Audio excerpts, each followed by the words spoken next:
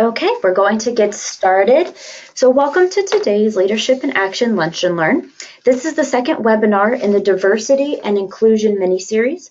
Today we will be discussing how to have tough conversations about race and diversity. I would like to welcome our collegiate and alumni members. Also, I would like to welcome alumni and volunteers from HOBY, our philanthropic partner. We appreciate all of you attending this webinar. If you have any questions during the webinar, you can ask them in your GoToWebinar chat box located on your screen. You will also be asked to answer a few questions during the webinar, so please use that chat box to type in your answers at that time. There will also be a few polls during this webinar, so during that time, you can pick one of the answers by clicking on your screen. We also had a few video clips to show you, but unfortunately, they are not working to play the audio, so we have included them on the handout. So if everyone would please download the handout, you can watch those videos that Cheri will be talking about, and I will also include them in our follow-up emails. So let's get started first. Before I introduce our panelists, I want to do our first poll question of who is here. So if you could mark if you are a collegiate member, a PSP alumni, a HOBY alumni, a HOBY volunteer, or another.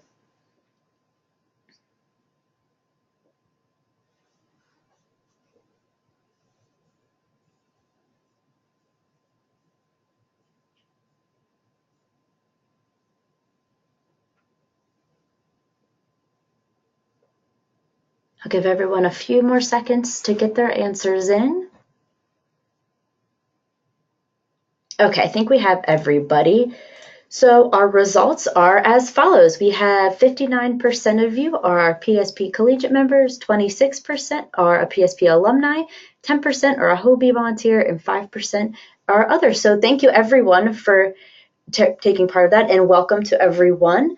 So now I would like to introduce our panelists today. It is Cheri Wilson, MA, MHS, CPHQ, who is a Phi Sigma Pi Alpha Tau chapter alumna as well as a HOBY alumna. Cheri received a BA in Russian from Howard University, an MA in Russian Area Studies from the University of Minnesota, was a PhD candidate ABD in Russian History at the University of Minnesota, and received an MHS in Health Finance and Management from the Johns Hopkins Bloomberg School of Public Health. She is multilingual, fluent in Russian, speaks French and Spanish with a reading knowledge of German. Ms. Wilson is a nationally recognized diversity and inclusion, cultural and linguistic competence, and health equity subject matter expert. Most recently, she was the Director, Corporate Office of Diversity and Inclusion at RWJ Barnabas Health in New Jersey. Previously, Ms. Wilson was an assistant scientist in the Johns Hopkins Center for Health Disparities Solutions and an acting assistant director of the Quality Improvement Department at the Johns Hopkins Hospital. Ms. Wilson is a certified professional in healthcare quality, CPHQ, a past president of the Maryland Association for Healthcare Quality, and a Lean Six Sigma Green Belt. So Cheri, I would like to thank you for being here today, and I will pass it over to you to get us started. Great, thank you. Thank you very much, Casey. It's a pleasure to be here, and for me, it's a special pleasure being both a Phi Sigma Pi alumna as well as a HOBY alumna. Next slide, please. So today we're going to talk about how to have tough conversations about diversity and race. Next slide. Following today's presentation, you will be able to define diversity and culture, identify how implicit bias works in our everyday lives, recognize microaggressions, microassaults, microinsults, and microinvalidations, and apply tips and strategies for mitigating bias as a strategy to facilitate discussions of diversity and race. Next slide. So this would have been our first video, and as Casey mentioned, if you click on the handouts and download the PowerPoint presentation as a PDF, if you click directly on the links, you'll be able to access each one of these videos. They are all publicly available out on YouTube, Vimeo, etc. Next slide. So I had the pleasure of participating and listening in on last month's webinar, which was on how to recruit diversity, reaching outside of our groups. And one thing I heard was, what is the goal for our chapters? How do we want to be described? And I thought that this Wordle was fantastic in showing the words that came up the most, such as opening, open and welcoming, and gender inclusive, diverse, accepting. Next slide. So why should we care?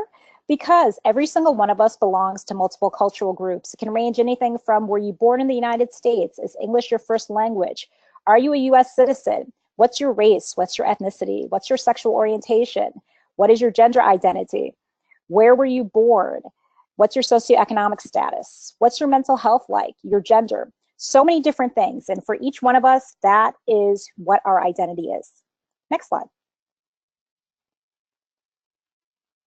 So then why is it so difficult for us to talk about race? Well, this is very timely. This literally came out earlier this week, and National Geographic has a special issue called the race issue. And I want to quote from them because one thing they said is that, quote, there is no scientific basis for race. It's largely a made-up label, and you can't understand 21st century America without it. And what they mean about this is that as human beings, we are 99.999 long trailing 9 alike. There is no such thing as a human subspecies as there are with other kinds of species, but we basically hold very tightly to race. And so I want to point you to, on that website, they have a great discussion guide for parents, teachers, anyone in our community. Next slide. So then why is it so difficult to discuss diversity and race? Well, for one thing, I love this example, is if you asked a fish, how's the water? A fish is going to say, what water? Fish don't notice the water they're swimming in. What this means for us is we do not understand, or we don't notice that we are all affected by issues of race in the society. And it's not just people of color. Every single person in our society is affected by this. And part of it is people, oftentimes when they hear the word diversity, that becomes a code word just for race. But a couple slides ago, I talked about how every single one of us belongs to multiple cultural groups. Those are all aspects of diversity, which I'll talk about in a minute. And then when it comes to race, basically, no one wants to be identified or called a racist. Many people don't want to talk about the history of our country and on what its foundations are, who built it, etc. And so it becomes extremely difficult because oftentimes people wonder, well, am I using the wrong term? Is this considered a slur? Am I going to offend someone? Oh, why does race have to be part of everything? Well, as I said, it's pretty much like the air that we breathe. Next slide, please. And then another reason why it's so difficult to discuss diversity and race is if every single one of us looks at our own social networks.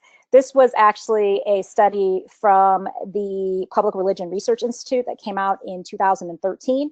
It was looking at, and for their purposes, they only used 3 categories: white Americans, Black Americans, and Hispanic Americans. This is not to exclude our Asian and Pacific Islander Americans or actual Native Americans, but just looking at these 3 groups, what it found is that we in general don't have very diverse social networks. So whereas we may go to colleges and universities that are very diverse, or we choose while we're on campus or in our workplaces or our faith communities to have diverse encounters, that's not always the case when we go back to our own neighborhoods. The US is still very largely segregated. And some of you may have heard that saying, Sunday is the most segregated day of the week. So I would say, okay, maybe for some Christians, how about if we say the whole weekend from Friday, Saturday, and Sunday is extremely segregated, because people tend to congregate around people they know and people they feel comfortable with. The problem is that then other people who don't belong in their group are viewed as others, and it makes it very difficult for people to want to start these kinds of conversations. Next slide. So just some basic dimensions of diversity. So race is definitely one of those dimensions, but we start off with like one's primary identity and something that is assigned to us all at birth. And yes, it could be your sex, but it's something as simple as your name. And I tell people, how does it feel when someone calls you out of your name? So someone constantly mispronounces your name, maybe someone shortens your name, gives you a nickname you didn't request, or, you know, I can't pronounce your name, so I'm going to call you this totally different name whatsoever. Then there are the things that I like to say are visible, our primary identity. It could be our age, it could be your able-bodied status, and that means both mental and physical. It could be gender identity, sexual orientation, race, ethnicity, gender. But what happens is we oftentimes look at people and make assumptions about with whom we will have something in common based upon those physical characteristics, and we miss out on a plethora of other things that bring us together, our common humanity. So it could be, I can't look at someone and tell that that person is from the same religion as I am, if I even have a religion, or what's your educational background, or gee, we speak a common language, but do we? Next slide. So that goes back to culture. And basically, culture falls among different lines. It could be a combination of racial and ethnic and linguistic. And it's basically the values that we pass down from generation to generation. And so a simple example of this would be courtesies, meaning how do you greet someone for the first time, right? If you're going on a job interview, the standard manner of greeting someone is you shake a hand. Well, it's flu season, so you might not want to shake someone's hand without putting some Purell on it afterwards. You know, you might wave to someone. Some people bow. Some people nod. Some people fist bump. Some people greet people by hugging. Some people greet people by kissing. And, you know, some cultures, they kiss twice. Some cultures kiss 3 times. Some cultures kiss starting from the right. Some cultures start kissing from the left. The purpose of saying all that is no one is ever going to know the proper way of doing that. If you mess up, you just apologize and you learn and you go forward. But those are all aspects of our culture. Next slide, please. So this goes back to this wonderful iceberg analogy of culture. When we're talking about why it's difficult to talk about race and diversity is when I look at someone and, oh my gosh, you're not in my in-group, I don't know if I can start a conversation with you. Well, we always have to think about what's the stuff that's hidden below the surface that I might have in common with someone. For those of us who are part of Phi Sigma Pi, you know, it becomes, would I want this person to be part of our brotherhood? For those of us who are HOBY alumni, would this person be great for this program? Is this someone I would want to hire? Is this someone I would want as a neighbor? You won't know that simply by looking at someone. Next slide, please. So what we're going to do is I'm going to run through, these are like 5 or 6 different statements. And as Casey mentioned at the beginning, we're going to use the chat box. I'm going to go through all 6 of these. And if you could just type in the chat box, which one of these resonates the most for you? And I just kind of want to see what people think. And this is when you're thinking about diversity as well as race. So 1 would be treating others the way you would like to be treated. Next, please. Valuing and appreciating differences. Changing people's biases. Respect, R-E-S-P-E-C-T. Treat everyone the same. Or is it tolerance? So if you could take a second to type in the chat box, I'd love to see which one of these resonates with you.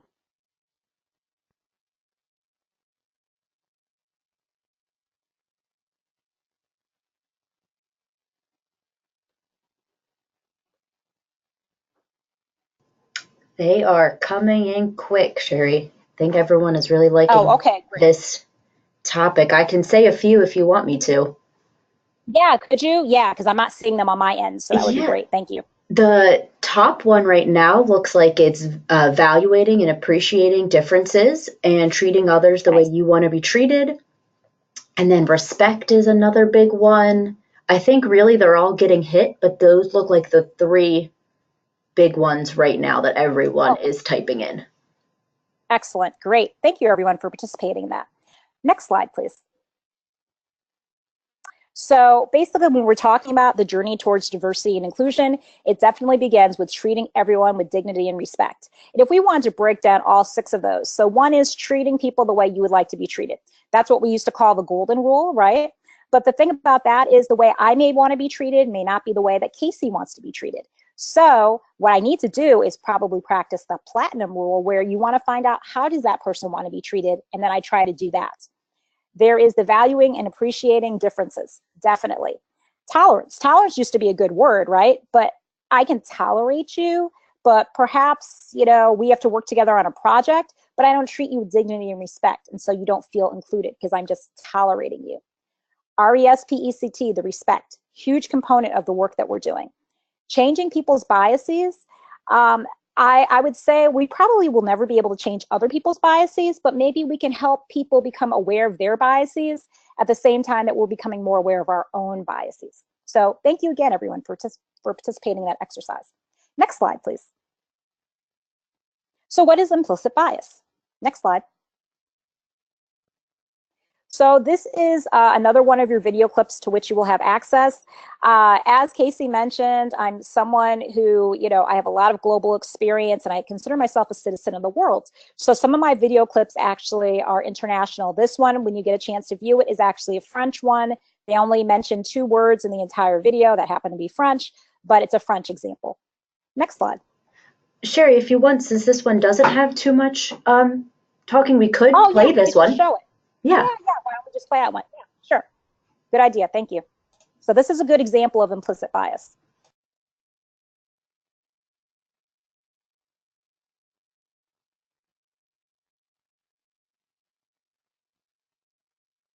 Normally there would be music in the background, but it's okay. Just watch the people.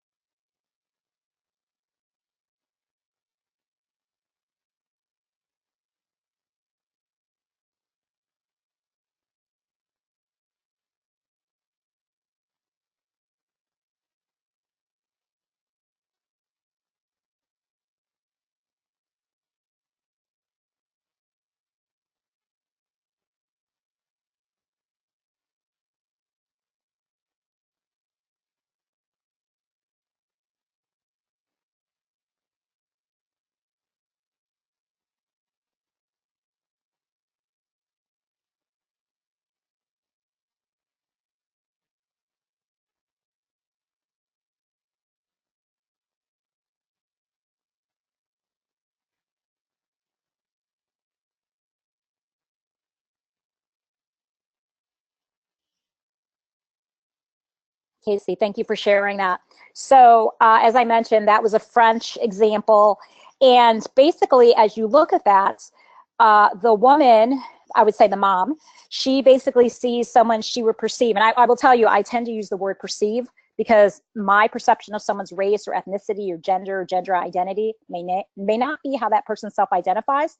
So the woman, the person I would perceive as a woman, perceived another gentleman as being Muslim, and then saw the bag.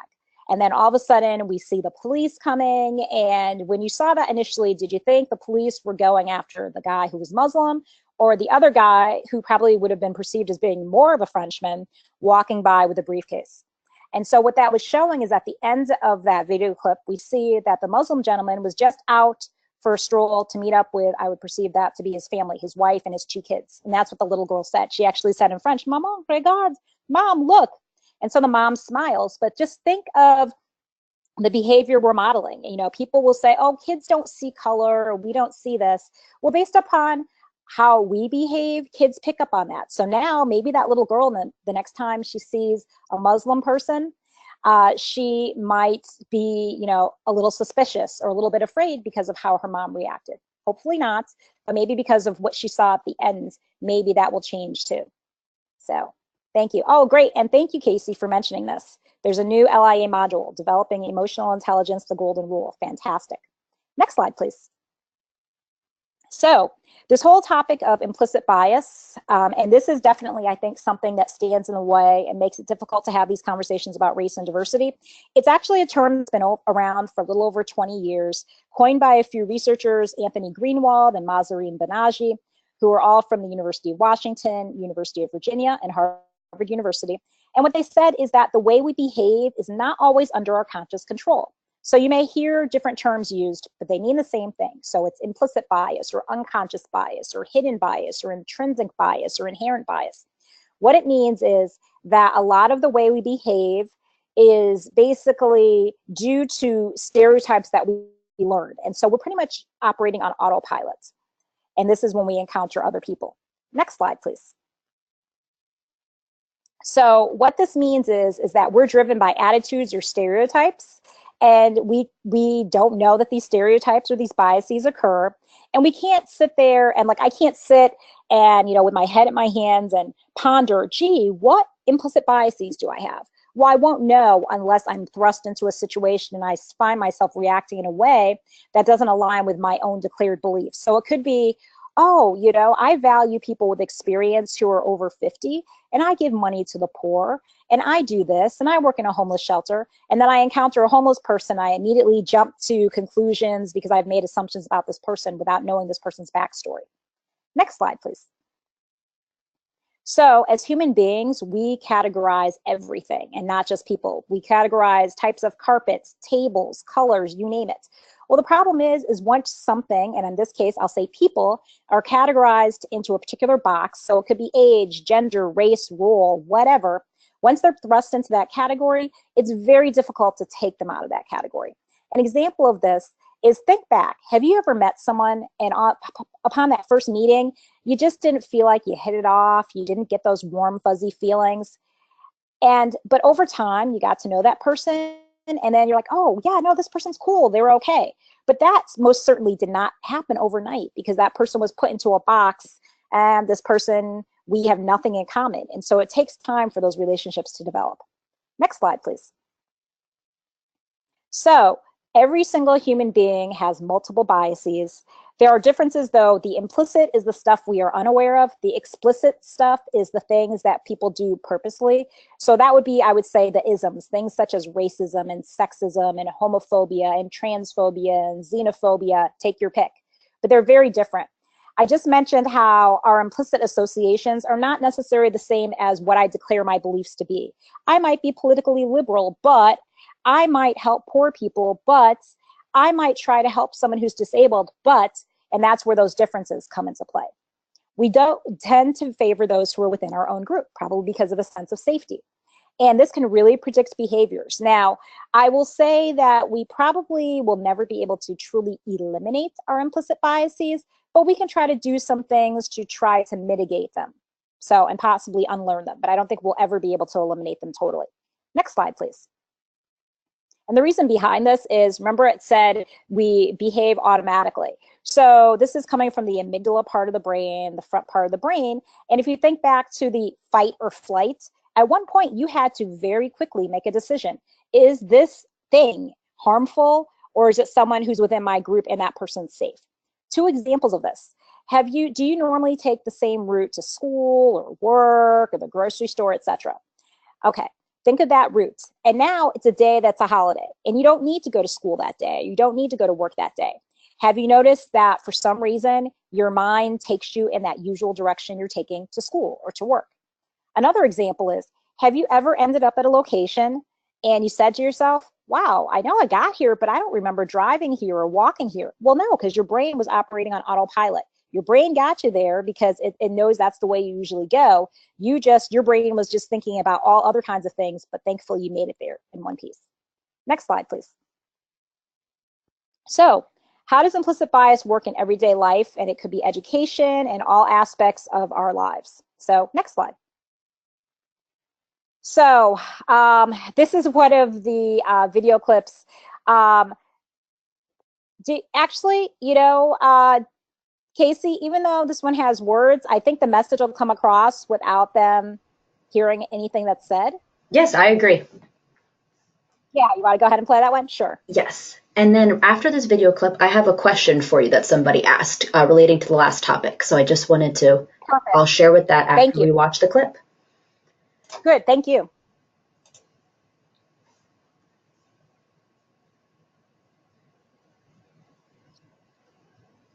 Some of you might remember this video clip from last year. It went viral.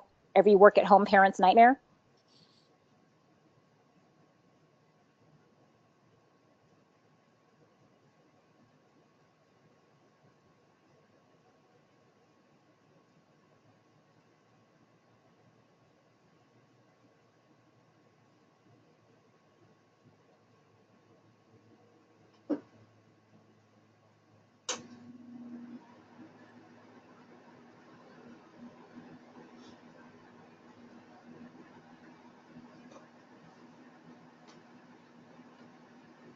So I remember when this video clip came out, I went against my primary rule of don't read the comments under an article or under a video or whatever. And who was the woman in the video clip? If anyone saw this previously, a lot of the comments said, oh my gosh, the nanny, she looks so frightened. Oh my gosh, she looks fearful that she's going to be fired. I wonder what's going to happen. Well, next slide, please. The so-called nanny in that is actually Professor Kelly's wife, Juna Kim, and those are their two kids. The little girl is Marion and the little boy is James. So that's a great example of how implicit bias works in everyday life. Remember I said we put people in categories, meaning these two, one of these things is not like the other, so we assume they can't possibly be together. So Casey, I'll go ahead and take that question you were mentioning. Yes, it is from Jessica. She asked, do we ever see a blurring between implicit and explicit bias, such as someone saying something strictly racist, sexist, etc., but they don't see it that way, they just do it because it isn't subtle, like the but statements? Right.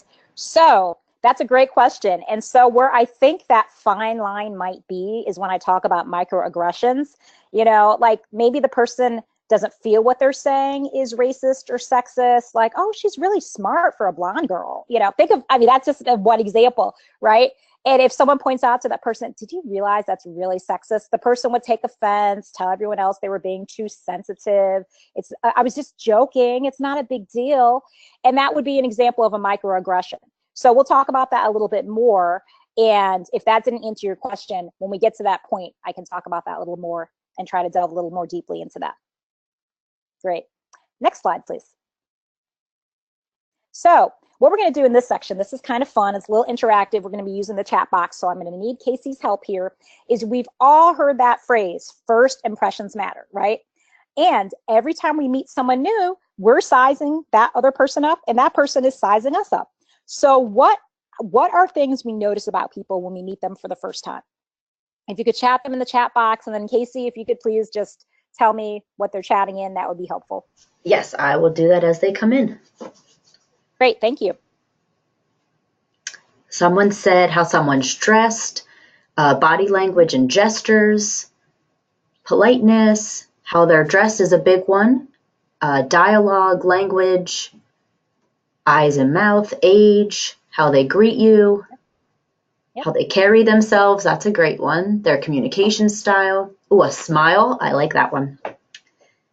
Facial expressions, confidence, just to name a few. Right. Okay, great. Excellent. And then don't we also look at physical attributes of people? So is this person perceived to be normal weight, or, oh, I think that person's overweight or obese, or this person has a lot of tattoos or piercings or gauges, or that person has orange hair. That person wears glasses. What race is that person? I think that person's a man, but I'm not quite sure. I mean, these are all kinds of things that we use to size people up. Next slide, please. So thank you, group. So basically, you came up with at least 10 or 15 different things. So how long do you think you actually have to make a first impression? So feel free to type in the chat box, like a time frame. Is it minutes? Is it seconds? Is it milliseconds? What do you think? I'm getting a lot of 30 seconds. Someone said 5 seconds. Okay, great. 10 seconds, 15. Someone said about a minute. About a minute. Okay, great. So Casey, next slide, please. So actually the literature says 7 seconds. So whoever said about 5 seconds, yeah, you were right in the ballpark there. So here, remember on the previous slide, we rattled off 10, 15, 20 things. Our brains are quickly processing all of that. And that could be even before you open your mouth. So it could be you are on a job interview. That person, the hiring manager is sizing you up. You haven't opened your mouth. They've taken in all that stuff we just mentioned, and they've made a decision, good fit, not a good fit, hire, not hire. And you haven't even had a chance to explain yourself and talk about your experience. Think about how that works. I know last month you were talking about recruiting. Think of how this happens when people show up and they're interested in joining our fraternity, right? You know, we quickly are making these ideas. Yeah, I think this person would be a good fit. Maybe not so much, etc. This is all that's coming to play as we're doing this. Next slide, please. So in this next, these next series of slides, we're going to do a little exercise of whether we're either going to see a name first or a photo first. And we're going to try to think about what would your perception of this person be? How do you think this person self-identifies? And it's really to show that sometimes our perceptions don't match how people self-identify or actuality. So next slide, please. Great. So what would your perception be of this individual? Say this is a potential recruit to our fraternity. What would you perceive about this person? And Casey, as people chat in, would you be able to tell me what they're saying? Yes, I can. We have a couple here. We have professional, friendly, academic, well put together, intelligent, friendly, engaged, successful, intelligent, nice, happy. A lot of the great, intelligent, great smile, welcoming, smart.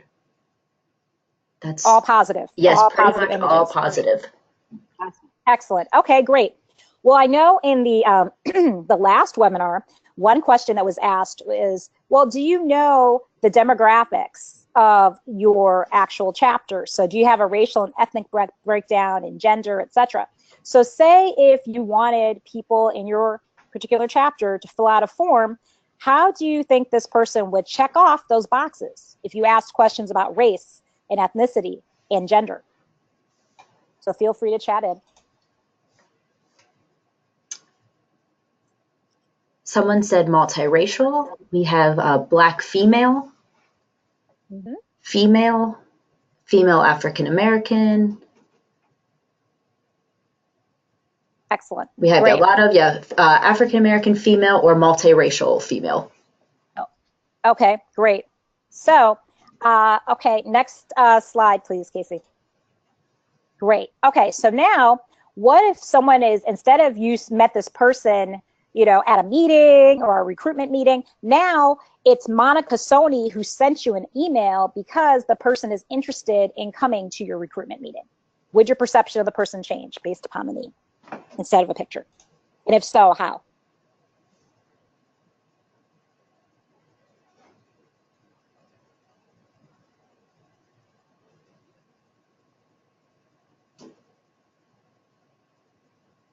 We have a couple people saying that their perception hasn't changed. Someone did say, though, their perception would have changed most likely to Asian instead of African American. Great. Excellent. No, thank you. And see, that shows we use name for surrogate in so many ways. And I know we should not. I'm guilty of it too, even though I do this work. You know, you see a name, it's like, oh, that person must be, not recognizing this person probably might be a student, right? And so even with the first name Monica, the person who said Asian, well, is Monica the person's given name, or was this person tired of people pronouncing her actual given Asian name and changed it to Monica, or maybe someone gave her the name Monica? So in Monica's words, so I just mentioned if Monica had to check the boxes on a recruitment form, a survey, etc., Monica would check for race, would check 2 boxes. So those who said multiracial were correct. Monica would check Black and Asian. But then if you asked Monica further, she would say that she is Jamaican as well as Asian Indian. And now I just gave myself away by using the pronouns she. And for gender, if we're just thinking binary terms, male, female, would check female. So great. Thank you. Next slide, please.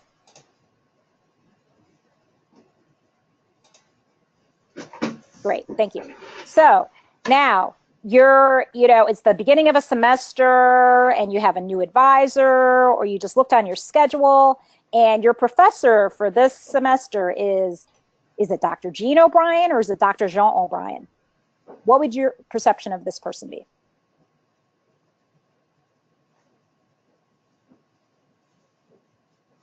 Male, female, again, if we're just thinking binary terms, either or.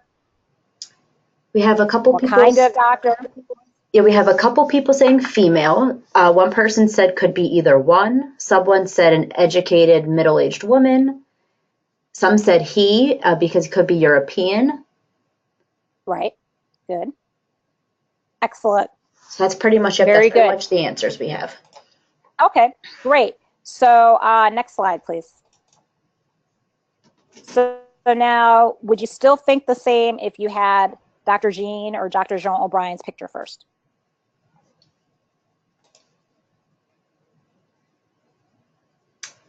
Everyone is pretty much saying yes. We have one no. Yes, okay. With one no, okay, Yes. great.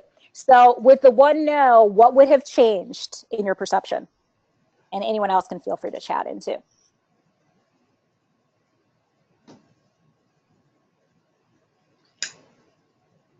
We have some members saying they would change to female. Okay. Someone said my Great. perception would have changed to wonder what type of doctorate she has. Yes, great, good, And good. then someone said we Excellent. also still don't know their gender pronouns.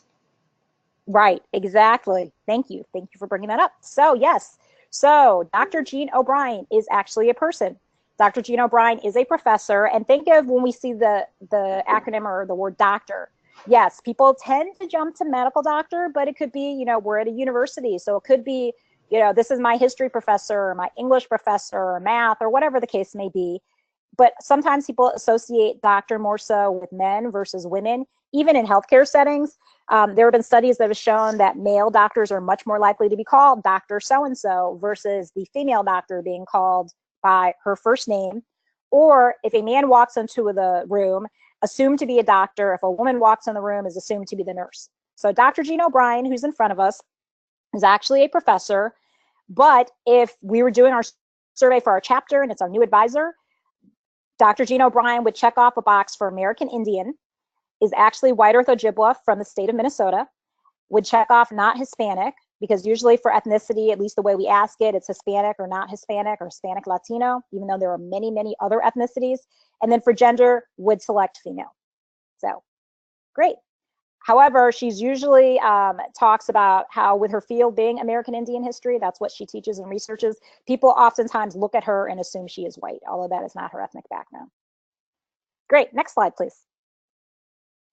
So who are we?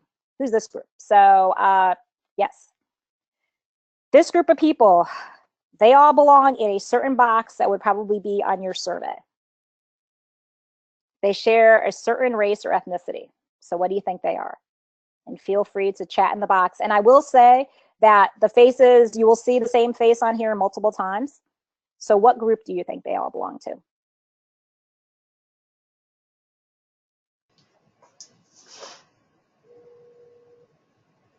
We have a few coming in saying Hispanic, Dominican, Okay. Hispanic Latino. Yep. Great. Excellent. Yes, good guess. That's fantastic. Yes, this particular group in this picture, they are all people who are Hispanic from South Florida. Now, you heard me say on the previous slide, though, when we talk about ethnicity, we talk about Hispanic and Latino interchangeably, although they're not quite the same. Hispanic is talking more so about the speaking the Spanish language versus Latino is more a geographical area. So you could be Brazilian and be considered Latino because geographically you're in South America, but your spoken language isn't Spanish, it's Portuguese. There is also a gender neutral term that some people may have seen. It's basically Latin with an X, so Latinx. And that's because normally it would be Latina, feminine, or Latino, masculine. Latinx takes the gender out of it and it's gender neutral. So thank you. Next slide, please. And I will, we don't have to go back to the previous slide, but one thing I wanted to mention is with people who are Hispanic or Latino, they can belong to any race. So you can have someone who's a white Hispanic, a black Hispanic. So when someone said Dominican, people come in all different shades and races and colors, but they could still all be Hispanic. So next slide, please. So who are we? Who are these people on the left-hand side? And if, again, feel free to chat in the chat box, please.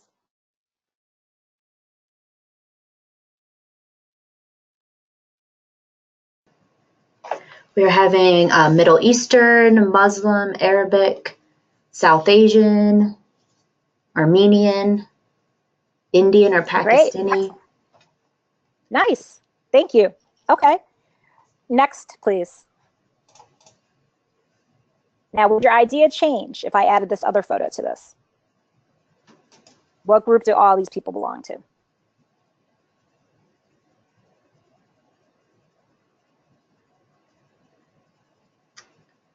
A lot of people are saying Muslim community. Yes, yep, now it's Muslim community. Great, next slide, please. So the reason why we say this is because when many people think of, again, this is our implicit bias coming into play, we think of Muslim, think back to the under suspicion, Muslim, someone from the Middle East. But what's interesting here, this is the racial composition of the Muslim population here in the US. And the largest group is actually white Muslim. Now, I will say there's a little bit of a caveat with that. I don't know if everyone, when you fill out a form next time where you have to check off your race or ethnicity, see if they give you a definition. Because white, we typically think of European, right? But what white means according to our forms, it can be anyone with European ancestry, North African, or Middle Eastern ancestry. So perhaps some of the people who are Muslim, who are Middle Eastern, may be checking the white box, not sure. Also then followed by Black Muslims, and that was the family on the right-hand side in that picture, Asian Muslims, other or mixed, who feel that none of those categories fit them, and then as well Hispanic Muslims. Now, what's interesting about the picture I had on the left-hand side, I would have perceived, wow, multiple races of people represented. There were people who I would see as white Muslims, Black, Asian, Middle Eastern, etc., but they all would have identified as Muslims. Next slide, please. Hi, my name is Laith Ashley. So, what do we think about Laith? Again, now this is someone who has emailed us, is interested in joining our chapter, wants some more information, is reaching out to us. What would your perception be based upon Laith's name? Someone put has a cool name, and I would have to agree. Has a cool, yeah, Laith, yes, definitely a cool name. We have people saying female, female identified, or femme identified, female. Some people saying not sure because they haven't seen or heard that name before. Right, good, good, good. Excellent, okay. Next, please. So this is Laith. Will this provide a little bit more clarity, or what would the perception be now?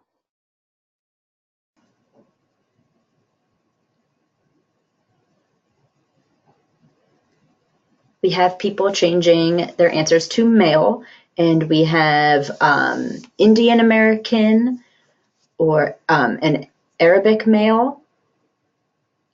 Okay, great, excellent, thank you. So this is a person too, Laith Ashley. If having to check boxes on your survey, an interest survey or a member survey, would check for race, would most likely check other. For ethnicity, would check Hispanic, and actually is Puerto Rican. And then for gender, thinking beyond just binary male, female, Laith actually is a trans man, meaning would have been assigned the sex female at birth. So what we used to call a transgender female to man, trans man. Or might just check the box man, male altogether. So great. Next slide, please. So what are microaggressions? And this is to kind of get back to that previous question about what's the fine line between implicit versus explicit bias. Next slide, please. So the term microaggression was actually coined in 1970 by Dr. Chester Pierce, a Harvard psychiatrist. And he initially was talking only about racial microaggressions, but now it's been expanded to pretty much every single one of us has experienced microaggressions at some point. So what it is in this case, it's a question, a comment. It could be something meant to be a compliment, but it suggests something demeaning. So if you had seen the very first video clip that was called "Where Are You From?" or actually when you go out to YouTube, it says, "What kind of Asian are you?" That's when you ask someone, well, where are you from? And they're like, hey, I'm from Oakland, I'm from Boston. And they're like, no, no, no, where are you really from? Well, that's trying to say, well, you're really not from around here, or maybe you're not really American, or whatever the case may be. So yes, we're all curious, we want to know people's backgrounds, but there's got to be a better way to ask. Another one is telling a person of color that he or she is so articulate, which implies that other people of color are not. Or this last one, I know is really meant as a compliment, but when someone says it and you think about it, you're like, oh, what did you mean behind that? So you're not like those other, insert any group you want here, and this is implying that the person is an exception. Next slide, please. So This is one of the video clips that you'll get. It's fantastic. And what it's doing is showing how microaggressions are like mosquito bites, and they add up over time, and what people's reactions are, and how people can be thought to be overly sensitive, etc. So you'll get to watch that on your own time. Next slide, please. Some other examples. So on the left-hand side, I would perceive the person to be a white female, and on the person on the right would be some person of color. And you can see how the comments that are made differ based upon the perception of the person. So on the left, we start off, it's probably a high school setting. Is that your little brother? Versus, is that your son? Think of how that would be taken by the person who's the recipient of the message. Now we have someone who could be a coach, a PE teacher, a high school teacher. What colleges have you applied to? Versus, will you be the first person in your family to graduate high school? Now we're in a college setting.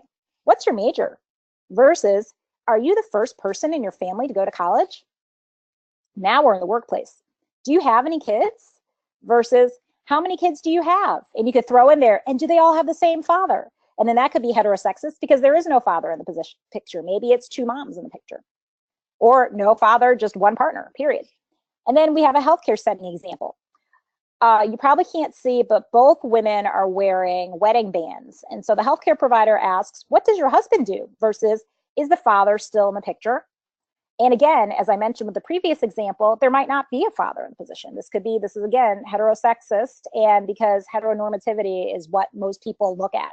Heterosexual, that's it, forget everyone else. Next slide, please. So microassaults, and this might be getting back to what the person's question was. This is conscious and intentional actions or slurs.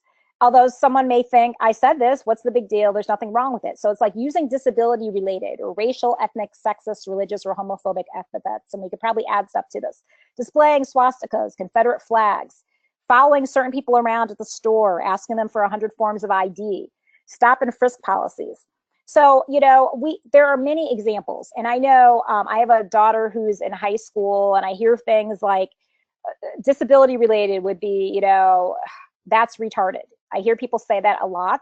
And I have friends whose kids are on the autism spectrum, and I know that really raises hackles for them because, you know, okay, are you saying that's something, you know, that's something that is, you know, it's something that's silly. So how does one's mental capacity have to do with what you just said?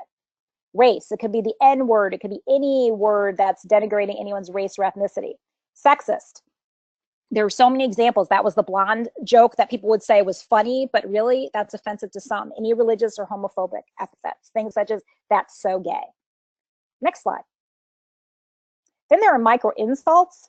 And, you know, the person probably might not mean any harm by this. And one thing I have to say, this isn't about intent, meaning I didn't mean any harm. My intention was good, but it's impact. Because as we know, communication is two-way. You know, there's a message, and then there's a recipient of that message. And so something like, think of in a college setting or in the workplace, you know, you see someone who is a Black male, and you assume that person's only in college because that person received an athletic scholarship. Or if the person received an athletic scholarship, it was just for basketball or football when that person could be on the lacrosse team or the swim team or something like that, or the hockey team. Assuming a professional person of color is the hired help. You know, I've been at conferences. I was at one a few weeks ago, and one of my colleagues talked about a Black male in a suit being mistaken for the valet. Someone wanted him to park the car for him. Or saying something like, oh, I never would have guessed you were gay, as if there is a template for what it means to be gay or Black or a woman or this or that. Next slide. Microinvalidations. So then what happens is once any of these things happen to you, if you happen to speak up about it, right? People may say to you, oh, well, you know, I haven't experienced that, so you're overreacting. That person didn't mean any harm. So we hear things like, you're playing the race card, you're playing the gender card, you're playing the woman card. You're being too sensitive. Hashtag Black Lives Matter. We heard a lot about what about other lives or all lives matter. Me Too, hashtag Me Too, regarding sexual harassment and assaults. And I know that when this hashtag first came out, it was the actress Alyssa Milano, but actually it was started by social activist Tarana Burke way back in 2006. Or people might even just say, what's the big deal? They're only words, no big deal, you know, it doesn't hurt you. But these do, and they do add up over time. Next slide, please. So it's great that we talked about this. So what are some ways we can mitigate implicit bias? And as I said, I think that when we try to work on ourselves, this will help us a lot when we're trying to start those conversations about diversity or talk about race or talk about any other difficult, crucial conversation. Next slide, please. So some of you may have heard of the implicit association test. Remember the researchers I mentioned at the beginning, Anthony Greenwald and Mahzarin Banaji? They came up with this test, and actually there are many tests, and I'll just give you an example of some of them. Next slide, please. So basically what it is, these are tests that you take on the computer. Now you can take them on your phone, any kind of tablet. And what they do is they try to show, you have to answer very, very quickly. Remember when we said when we size people up at 7 seconds, you have to be quicker than that. You use your index fingers and you quickly have to try to match up words and images as quickly as you can. And this is used for self-education and self-awareness. The goal is to try to help people become aware of what their biases may be, because once you become aware, then we sometimes will take a mindful pause before we react or before we behave. Next slide, please. So there are lots of different implicit association tests, and it's just called IAT for short. So they originally started off with the race one, black, white, and now they cover so many other different areas. So sexuality, gay versus straight, Arab, Muslim, gender and career, young, old for age, disabled or able-bodied, Asian versus European. Next slide, please. Native American versus white American, presidential popularity, weight, fat or thin, skin tone, light versus dark, weapons versus harmless objects, gender and science. Next slide, please. And then also too, because mental health is a crucial aspect of who we are as well as in our society, different areas. What are your views on depression, mental illness, eating, anxiety, self-esteem, alcohol, and treatment? Because those biases you may hold may impact whether you accept something. You know, if you hear someone, oh my gosh, that person's on antidepressants, do I want that person to be part of my organization? Stigma, that's how some of this plays out as well. Next slide. So what do the results tell you? This is specifically about the race, the black, white one. Next, please. So from about 3.5 million tests that were taken over a 10-year period, what it showed us was that 70% of the test takers had some sort of automatic preference for white people, and that's including black people as well. And when I said that implicit bias is due to learned stereotypes, if this were one of my 2-3 hour half-day long sessions, we'd be going through examples of media bias and how it impacts implicit bias. Things such as how this works in hiring, criminal justice, education, you name it. So, but next slide, please. The warning with this is that when I ask people sometimes to take this as a precursor to a session or a workshop, I say, please don't share your results with anyone because they're just meant for your self-education. I would never say, okay, we want to make sure we have the most diverse chapters possible and we want to make sure there are no biases. So as part of the recruitment process, everyone has to take this particular IAT, and based upon those results, you're in or you're out. Absolutely not. Never would encourage something like that. Next slide, please. So what are some practical strategies and tips to combat implicit bias? Next slide. One is don't feel guilty. Now I'm going to tell you this one is easier said than done, because once we feel guilty about something, we feel as if we can't act. Basically, we're almost paralyzed by the situation. I'll give you 2 quick examples of my own. One is I was in Cancun a couple of years ago with my kids. We climbed one of the Mayan temples and Mayan ruins, and an older woman said to me as we got to the top, hey, would you like me to take a picture of you and your family? What I should have said was, yes, that's great, thank you, that's wonderful. Instead, I said, oh no, I was going to ask this guy over here, who, by the way, happened to be a younger guy. What implicit bias did I probably display? Probably that I favored a younger person over an older person because of that stereotype that older people are technologically challenged. Now, if you don't do this work, you're probably laughing about this, but I literally was walking down that Mayan ruin thinking, oh my gosh, did I do that because of some bias that I have? So that's one example. I felt very guilty because that is not my professed belief. My belief system is that I value people who are older and more experienced and I have respect, but you know what? In that situation, my bias predicted behavior. Next slide, please. So some debiasing techniques are trainings and continuous, not just one and done. Even though I do this work, I constantly participate in webinars and workshops, I read a lot. And the fact that you have this whole leadership in action and this diversity and inclusion mini series, these are all great ways for you to engage in continuous training. Other things such as intergroup contact. So interacting with others who are different from yourself and not just one, because remember that statement someone had made earlier was, I can't believe you're not like those other or whatever. I couldn't guess you were X or Y. So most people like to eat. So if you bring food, people will come. Potlucks, book groups, worship if you're part of a faith-based community, organizations like our own. Taking the perspective of others. So practicing empathy. When I talked about microinvalidations happen because you can't put yourself in the shoes of someone else. Like, what was their experience like? So that's when you're able to do that. Emotional expression. So I could be saying the nicest thing, but my body language tells you something else. And in that case, you're probably going to be distrustful of me. And then also thinking of those who don't fit the stereotype. So remember I gave the example of, you know, the black male, he must be an athlete. Well, maybe the black male is not an athlete at all, and he's an engineering student. So that would help us at least try to think differently, and then we could approach those conversations. Next slide, please. So for further reading, if you have time, there's a couple of interesting books out there. And Casey, if you just want to hit all 4 of these, that would be great, just so they show up. So the researchers I talked about, they put out a book for lay people, Blind Spot, Hidden Biases of Good People. The only thing is that book came out in around 2012, and the use of the term blind spot is actually an ableist term, which is considered offensive or denigrating to the disability community. So they probably could have just used the subtitle and that would have been fine. I mentioned the neuroscience or the science of implicit bias. Well, the item we have in the middle here that says implicit bias and then bias in large letters, Ohio State University has the Kerwin Institute on Race and Ethnicity, and they have the Science of Implicit Bias review that has been coming out annually since 2013. They just released their 2017 report. And if you're interested in implicit bias as it relates to pretty much any topic, they do the literature review for you, and you just look by topic. If you're in healthcare, this is whole seeing patients and how our implicit bias can impact treatment options, adherence, trust, etc. And then another one is by Howard Ross, Everyday Bias. Next slide, please. So I don't know if any of you watch television, and if you see there's a John Cena ad, I will say, where he's walking down a street looking in shop windows, and he's talking about different kinds of people. Well, that's from this public service announcement, Love Has No Labels, great website. Next slide. Tips to fight bias and prejudice from the same website. Oftentimes what happens is when we hear comments or behaviors, we don't know how to respond. So they have examples. Then they talk about how you can respond, and it's in a variety of settings. So in your home, in your social circle, in group emails, in your neighborhood, at work, at school, as well as in public. Next slide.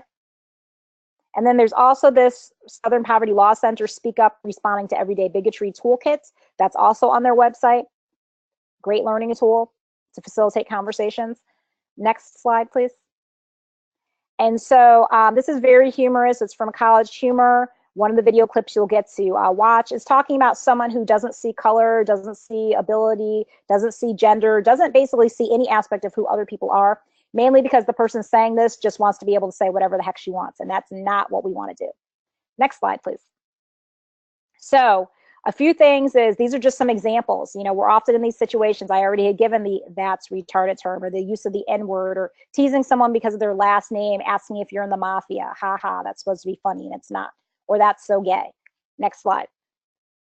So what happens then is most of us sit in silence thinking, what can I say in response to that? Or you laugh along uncomfortably, or you just don't say anything. Because in hindsight, you can always say, oh, I should have said, but I couldn't say anything on the spot. Next slide. So you can think amongst yourselves, and this could even be a starting piece in your own chapters, you know, where you could just have a short discussion. This will help facilitate, because people are going to have very different experiences. What examples of bigotry and bias have you either experienced yourself, observed, and or committed? And believe me, we all have committed them.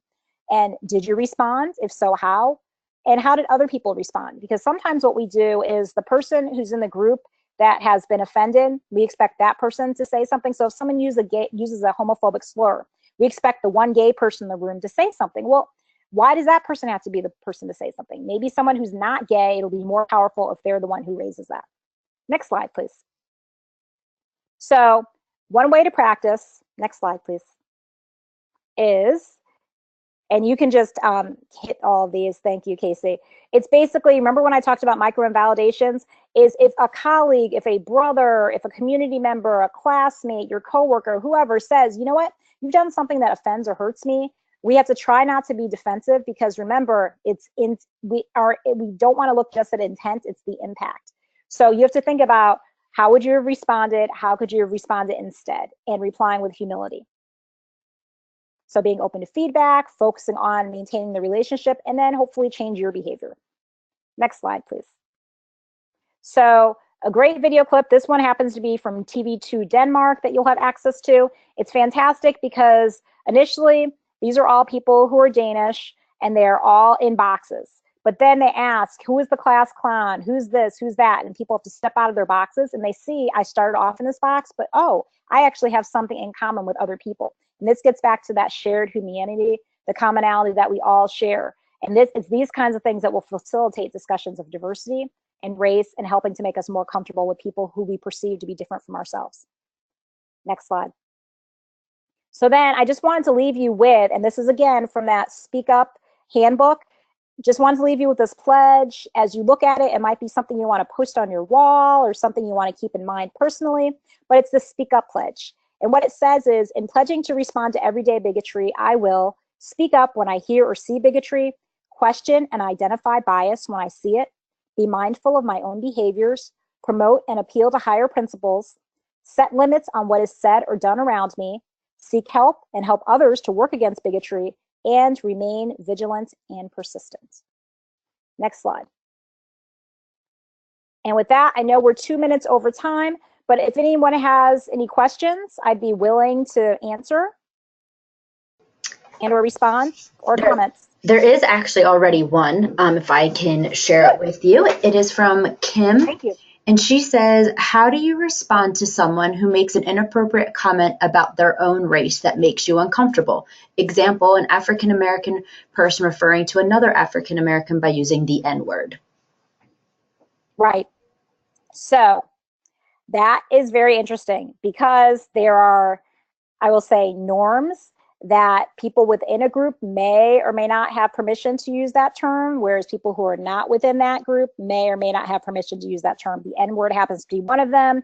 In our LGBT community, we have people who identify as queer, and that's fine. But I will tell you, as someone who is not a member of that community, I may be an ally, I am not just going to walk up to someone and say, hey, you know, I think you're queer. It's also not up to me to police that other person's language. So I know it makes us uncomfortable. And I will say, I, as a Black woman, I happen not to use either N-word, the one ending in ER or the one ending in A, but that's my personal preference. But, you know, it's kind of hard to police what people within a group say. So that's kind of a gray area, I will say.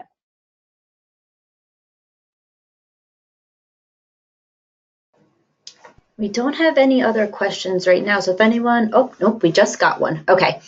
It's from Leah. The use of the words for Black people in those the LGBTQ plus community use as derogatory terms to claim back like that word. So like, what can they do to claim that back?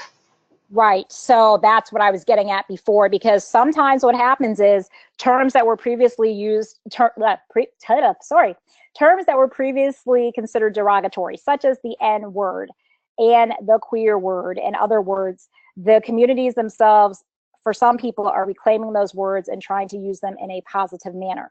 But that's people within the group using that term in a positive manner. Because again, someone who's outside of the group, you know, it could be, hey, my best friend is Black or my best friend's gay. That person gave me permission to use that word. Maybe that person did, but I can tell you, when you get out into a broader setting of people, if you use that word, it probably isn't going to go well. So again, you know, I don't want to use the term policing ourselves, but we have to be very mindful of the context that we're in, the settings that we're in, when are such words appropriate, etc. Because it's going to change based upon setting.